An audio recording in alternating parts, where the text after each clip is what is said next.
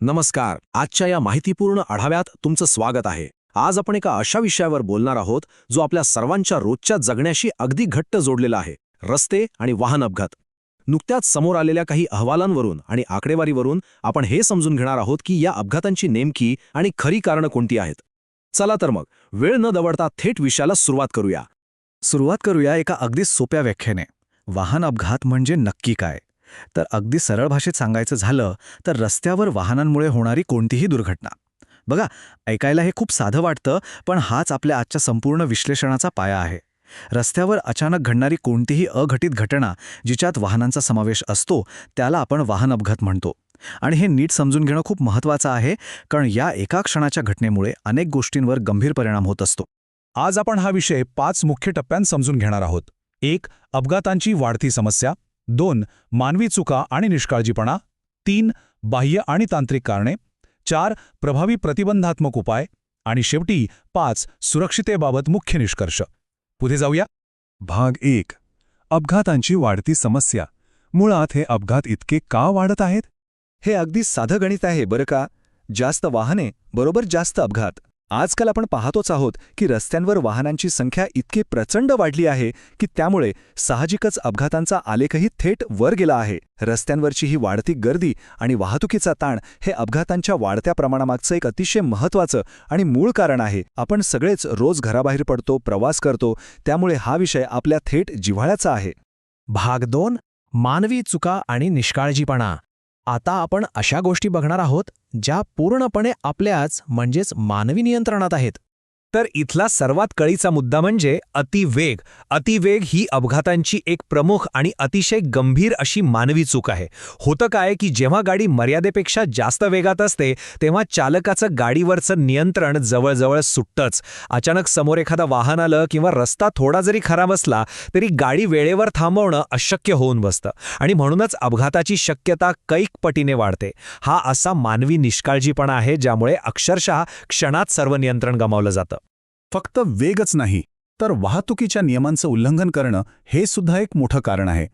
लाल सिग्नल तोडणं, 2 मिनिटे वाचवण्यासाठी चुकीच्या बाजूने म्हणजेच रॉंग साईडने गाडी चालवणं किंवा दुचाकीवर हेल्मेट आणि 4 चाकीत सीटबेल्ट न वापरणं, या गोष्टी सुरक्षेला खूप मोठा धोका निर्माण करतात. हे मूलभूत नियम आपल्यात सुरक्षेसाठी बनवलेत, पण तरीही त्यांच्याकडे वारंवार दुर्लक्ष केलं जातं आणि मग एखाद्या छोट्याशा चुकीचं रूपांतर मोठ्या दुर्घटनेत होतं.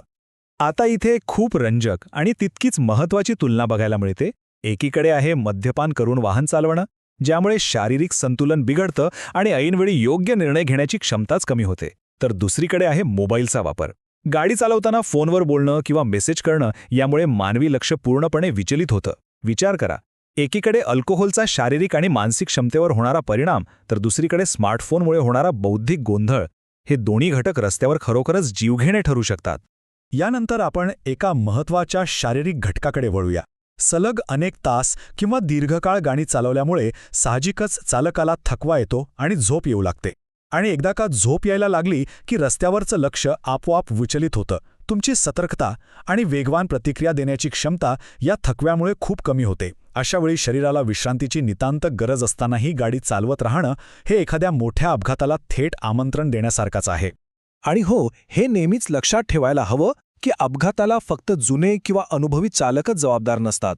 अनेकदा नवीन चालकांकडे अनुभवाचा आणि नियमांच्या पुरेशा माहितीचा अभाव असतो, ज्यामुळे त्यांच्याकडून अजाणतेपणे चुका होतात.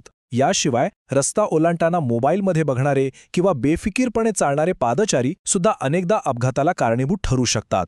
थोडक्यात सांगायचं तर चुकीच्या पद्धतीने रस्ता ओलांडल्यामुळेही अचानक मोठे अपघात होऊ शकतात. भाग 3. बाह्य आणि तांत्रिक कारणे. आता बघूया असे अप्रत्याशित घटक ज्यांच्यावर आपलं थेट नियंत्रण नसतं, पण त्यांच्याबाबत सतर्क राहणं खूप गरजेचं असतं.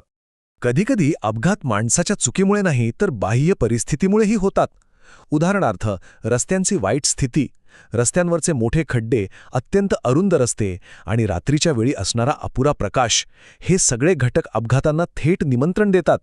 खड्डा चुकवण्याच्या नादात गाडीचं नियंत्रण सुटतं किंवा अंधारामुळे समोरचं वाहन न दिसल्याने गाड्या एकमेकांवर आदळतात. या पायाभूत सुविधांच्या समस्या रस्ते सुरक्षेसाठी खरोखरच एक मोठं आव्हान आहेत. रस्त्यांच्या स्थितीइतकीच स्वतःच्या वाहनाची स्थितीही खूप महत्त्वाची असते. जर गाडीची योग्य निगा राखली नाही तर ती रस्त्यावर एक चालता फिरता धोका बनू शकते. ऐनवेळी ब्रेक निकामी होणं, जुने आणि गुळगुळीत झालेले खराब टायर वापरणं ज्यामुळे रस्त्यावरची पकड कमी होते, किंवा रात्रीच्या वेळी बंद असलेले लाईट्स, या सर्व तांत्रिक बिघाडांमुळे भयानक अपघात होऊ शकतात. गाडीच्या मेंटेनन्सकडे केलेलं हे दुर्लक्ष अत्यंत महागात पडू शकतं. आणि बाह्य घटकांमध्ये आणखी एक मोठा घटक म्हणजे खराब हवामान, मुसळधार पाऊस, दाट धुके आणि अंधार यामुळे रस्त्यावरची दृश्यमानता खूप कमी होते. अशा वातावरणात पुढचं वाहन किंवा रस्ता स्पष्टपणे दिसत नाही आणि साहजिकच चालकाला रिॲक्ट करण्यासाठी खूप कमी वेळ मिळतो. हवामानातील या बदलांनुसार गाडी चालवण्याच्या पद्धतीत बदल न केल्यास अपघाताची शक्यता नक्कीच वाढते. भाग 4. प्रभावी प्रतिबंधात्मक उपाय. आता आपण समस्येकडून समाधानाकडे जाऊया आणि सुरक्षितेसाठी कोणती पावले उचलायची ते बघूया. चला, सुरक्षितेच्या या 6 अत्यंत महत्त्वाच्या पायऱ्या अगदी क्रमाने समजून घेऊया. पहिली पायरी, सर्व वाहतूक नियमांचं काटेकोरपणे पालन करा. दुसरी पायरी, दुचाकीवर नेहमी हेल्मेट आणि 4 चाकीत सीट बेल्ट वापरा. तिसरी पायरी, वाहनाचा वेग नेहमी नियंत्रणात ठेवा. चौथी पायरी, गाडी चालवताना कोणत्याही परिस्थितीत मोबाईलचा वापर टाळा. 5वी पायरी, मद्यपान करून वाहन कधीही चालवू नका. आणि 6वी व शेवटची पायरी, वाहनांची नियमित आणि योग्य तपासणी करत राहा. या 6 सवयी जर आपण अंगीकारल्या तर अपघातांचं प्रमाण आपण खरोखर लक्षणीयरित्या कमी करू शकतो. भाग 5. सुरक्षितेबाबत मुख्य निष्कर्ष. थोडक्यात सांगायचं तर स्वतःची जबाबदारी ओळखणे.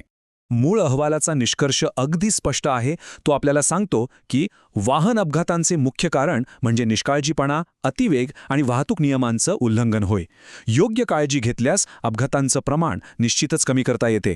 हे वाक्य उत्तम प्रकारे स्पष्ट करतं की शेवटी रस्त्यावरची सुरक्षितता ही दुसऱ्या कोणावर नाही तर आपल्या स्वतःच्या वैयक्तिक निवडीवर आणि जबाबदारीवर अवलंबून असते. जर आपण योग्य ती काळजी घेतली आणि जबाबदारीने वर्तन केलं तर आपला आणि इतरांचा जीव नक्की सुरक्षित राहू शकतो. आणि आता या सखोल विश्लेषणाच्या शेवटी एका अत्यंत अंतर्मुख करणाऱ्या प्रश्नावर नक्की विचार व्हावा. आपण खरोखरच आपल्या दैनंदिन प्रवासात वेगापेक्षा सुरक्षितता आणि योग्य काळजी घेण्याला प्राधान्य देत आहोत का? पुढच्या वेळी जेव्हा आपण प्रवासाला निघू तेव्हा हा प्रश्न स्वतःला नक्की विचारायला हवा. रस्त्यावरील सुरक्षितेची संस्कृती रुजवणे हे आता केवळ नियमापुरते मर्यादित राहिलेलं नाही, तर ती आपली सर्वांची एक सामूहिक जबाबदारी बनली आहे. या एका विचार करायला लावणाऱ्या प्रश्नासोबत आज आपण इथेच थांबूया. सुरक्षित रहा आणि सुरक्षित प्रवास करा.